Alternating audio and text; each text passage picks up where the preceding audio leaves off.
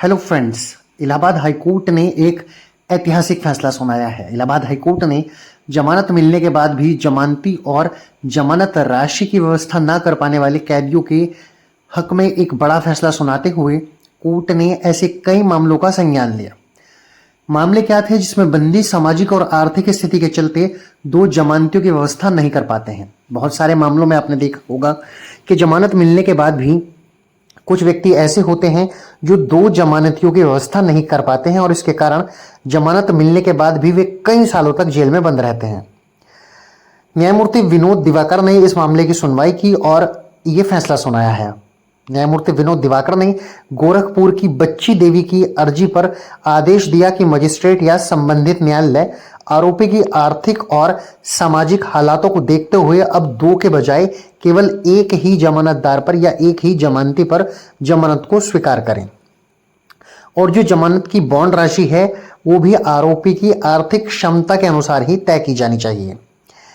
यदि 7 दिनों तक जमानती पेश न करने पर आप सचिव को सूचना दे सकते हैं। कहां के वो सचिव होंगे ये भी अब जान लेते हैं। कोर्ट ने यह आदेश दिया कि यदि कोई अभियुक्त 7 दिनों के भीतर जमानती पेश नहीं कर पाता है तो जेल अधीक्षक को जिला विधिक सेवा प्राधिकरण के सचिव को सूचित करना होगा। यानी जो भी जेल का अधीक्षक होगा वो ये बताएगा कि 7 दिन पहले इस व्यक्ति की जमानत हो चुकी है जिला विधिक सेवा प्राधिकरण के सचिव को और इसने अभी तक जमानती इसको नहीं मिल पाए हैं। इसके बाद उसकी रिहाई के लिए एक वकील की व्यवस्था की जाएगी ताकि वो बाहर आ सके। अगर किसी अभियुक्त पर कई राज्यों में कई मामले दर्ज हैं तो अदालत गिरीश गांधी बनाम भारत संघ के मामले में दिए गए सुप्रीम कोर्ट के निर्देशों के अनुसार उसे तुरंत रिहा कर देगी।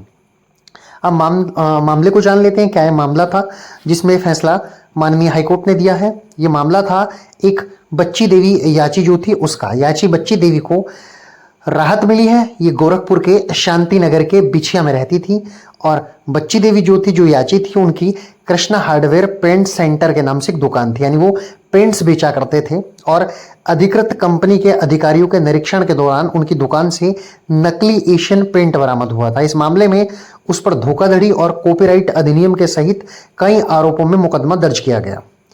चार्जशीट का संज्ञान लेकर ट्रायल कोर्ट ने उनके खिलाफ समन आदेश जारी किया था और याची ने समस्त कार्यवाही को रद्द करने की मांग करते हुए हाईकोर्ट में अपनी एक अर्जी दाखिल की थी और कोर्ट ने ट्रायल कोर्ट में उपस्थित होकर बेल बॉन्ड भरने का आदेश उसको दिया था और कहा कि जब तक विशेष परिस्थितियां ना हो उन्हें हिरासत में ना लिया जाए। बिना गिरफ्तारी चार्जशीट वाले आरोपियों को जेल भेजने पर भी इस मामले को लेकर हाईकोर्ट ने रोक लगाई है। इसको भी हम लोग जान लेते हैं। इलाहाबाद हाईकोर्ट ने एक और महत्वपूर्ण इसी फैसले में एक फैसला और दिया है, एक निर्देश और दिया है।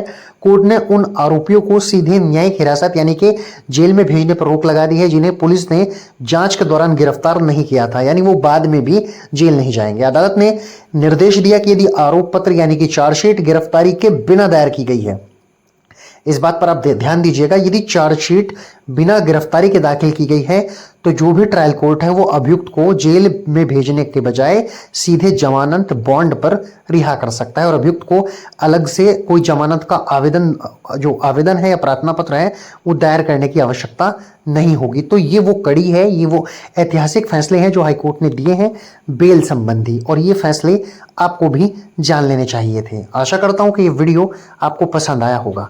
यदि इस वीडियो की आप रूलिंग चाहते हैं, मुझसे आदेश चाहते हैं कि ये आदेश कब पारित हुआ और जानकारी चाहते हैं तो कमेंट बॉक्स में जरूर लिखिएगा। फिलहाल तो आज के वीडियो में इतना ही। जल्द फिर से मुलाकात होगी, तब तक के लिए नमस्कार।